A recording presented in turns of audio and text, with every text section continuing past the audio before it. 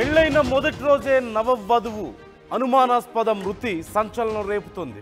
సత్యసాయి జిల్లా సోమందేవ్పల్లిలో ఈ తీవ్ర విషాద ఘటన చోటు చేసుకుంది. మణికంఠ నగర్లో నవవధువు హర్షిత అనుమానాస్పద స్థితిలో మృతి చెందింది. కృష్ణమూర్తి వరలక్ష్మి దంపతుల కుమార్తె హర్షితకు కర్ణాటకకు చెందినటువంటి వ్యక్తితో ఆగస్టు 4న ఉదయం పెళ్లి జరిగింది. పెళ్లి జరిగిన రోజు సాయంత్రమే అనుమానాస్పద స్థితిలో హర్షిత మరణించింది. మృతదేహం పెనుగొండ ప్రభుత్వాసుపత్రికి తరలించారు. హర్షిత మృతికి కారణాలపై పోలీసులు దర్యాప్తు చేస్తున్నారు. నవవధువు హర్షిత మృతితో కన్నీరు మున్నీరవుతున్నారు తల్లిదండ్రులు. అయితే అసలు ఎందుకు ఇలాంటి పరిస్థితి చోటు చేసుకుంది? ఎందుకు ఆ యువతి ప్రాణాలు కోల్పోయింది? ఏదైనా బలమైన కారణం ఉందా? తను ఇంట్లో చెప్పుకోలేని కారణాలతో ఏమైనా ఇలాంటి దారుణానికి పాల్పడిందా, లేకపోతే ఇంకెవరైనా ఇలాంటి దారుణానికి పాల్పడ్డారా తన విషయంలో అంటూ కొన్ని అనుమానాలు వ్యక్తం చేస్తున్నారు. అయితే పెళ్ళైన మొదటి రోజే రాత్రి కల్లా ఆ యువతి ప్రాణాలు కోల్పోవడం సంచలనంగా మారింది. కారణం ఏంటి అనే దానికి సంబంధించి పోలీసులు ఆరా తీస్తున్నారు. ఈ అంశానికి సంబంధించి ఫుల్ డీటెయిల్స్ తెలుసుకుందాం. మా ప్రతినిధి చల్లనాయుడు ఉన్నారు మనతో. చల్లనాయుడు, డీటెయిల్స్ ఎలా ఉన్నాయి ఈ కేసుకు సంబంధించి? అంటే మొదటి రోజు రాత్రి కల్లా ప్రాణాలు కోల్పోయినట్లుగా తెలుస్తుంది. అసలు ఏ స్థితిలో ఆ యువతి ప్రాణాలు కోల్పోయింది? డీటెయిల్స్ ఎలా ఉన్నాయి?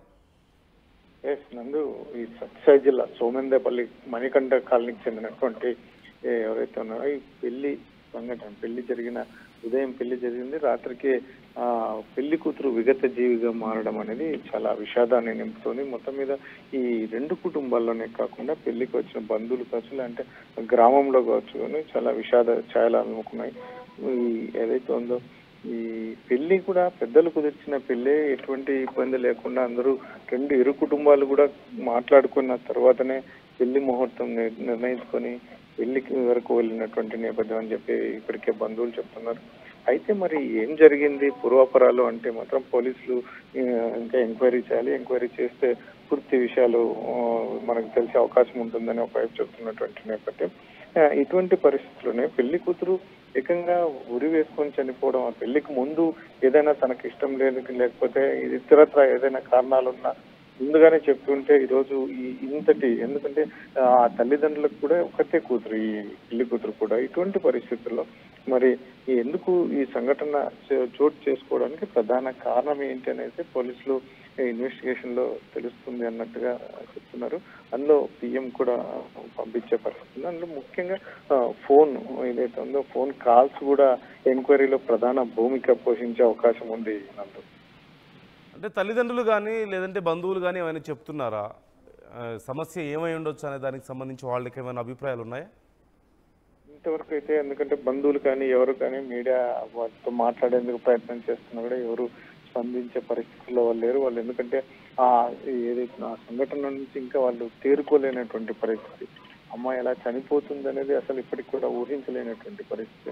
ఎందుకంటే నిన్న ఇంట్లోకి వెళ్ళి ఏకంగా ఆ అమ్మాయి ఊరేసుకొని చనిపోవడం అనేది ఇప్పటికీ కూడా తల్లిదండ్రులు కావచ్చు, బంధువులు కావచ్చు, ఇంకా డైజెషన్ కానటువంటి పరిస్థితుల్లో వాళ్ళు ఆ షాక్ లో ఉన్నారు ఇప్పటికీ. ఎందుకంటే బాగేపల్లికి చెందిన నాగేంద్రతో వివాహం అనేది కూడా, ఎందుకంటే మేము అన్ని మాట్లాడే చేసాము, అందరినీ ఇష్టాలు కనుక్కుందాం అన్నట్టు కూడా తల్లిదండ్రులు వాళ్ళ బంధువులతో చర్చించుకున్నట్టుగా తెలుస్తుంది. మరి ఇటువంటి పరిస్థితుల్లో నవవధువు ఇటువంటి డెసిషన్ తీసుకోవడానికి ప్రధాన కారణాలు అయితే మాత్రం ఇంకా తెలియాల్సి ఉంది. నందు, రైట్, థ్యాంక్ యూ చల్లనాయుడు.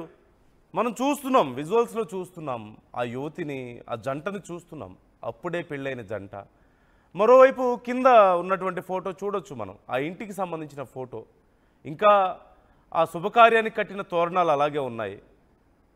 అక్కడ పూసినటువంటి పసుపు కుంకుమ అలాగే ఉంది. ఏర్పాట్లన్నీ అలాగే ఉన్నాయి. ఇంకా బంధువులు కూడా ఇంకా పూర్తిగా తిరిగి ఇళ్ళకి వెళ్ళలేదు. కానీ ఈలోపే ఆ యువతి అప్పుడే మొదలైనటువంటి పెళ్లి జీవితం అంతలోనే ముగిసిపోయింది. పన్నంటి కాపురం కొనసాగించాల్సినటువంటి జంట ఇప్పుడు పరిస్థితి ఎలా ఉందో మనం చూస్తున్నాం. కారణం ఏంటి? ఏం కారణంతో ఆ యువతి తన ప్రాణాలను తీసుకుంది అనేది తెలియడం లేదు. ఎవరికి ఏమీ చెప్పలేదు.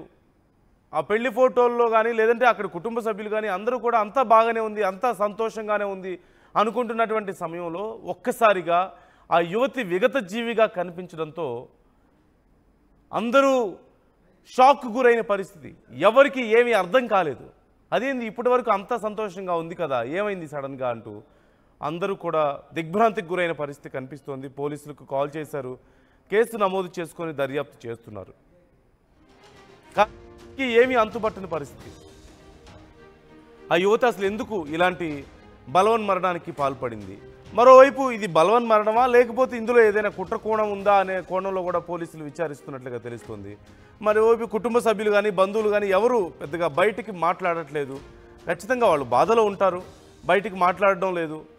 ఏం జరిగి ఉండొచ్చు అనే దానికి సంబంధించి పోలీసులు విచారణ చేస్తున్నారు. అతి త్వరలోనే దీనికి సంబంధించి పూర్తిగా వివరాలు చెప్తామంటూ పోలీసులు కూడా చెప్తున్నారు. అయితే పెళ్లి జరిగినటువంటి మొదటి రోజు రాత్రిలోపే ఆ యువతి ఇలా బలవన్ మరణానికి పాల్పడడం అనేక అనుమానాలకు తావిస్తోంది. ఏం జరిగి ఉండొచ్చు అనేది ఎవరికి అర్థం కాని పరిస్థితి నెలకొంది. పోలీసులు త్వరలోనే ఛేదిస్తామని చెప్తున్నారు.